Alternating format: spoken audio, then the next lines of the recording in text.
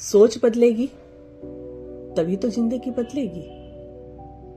अगर हम वही पुरानी सोच और आदतें लेकर जीते रहेंगे तो नए रिजल्ट कैसे मिलेंगे।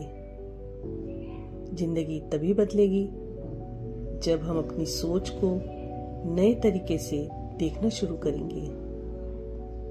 छोटी छोटी पॉजिटिव चेंजेस बड़े असर डाल सकती है, इसलिए हर दिन कुछ नया सीखने की आदत डालो और लाइफ को नए नजरिए से जीने की कोशिश करो।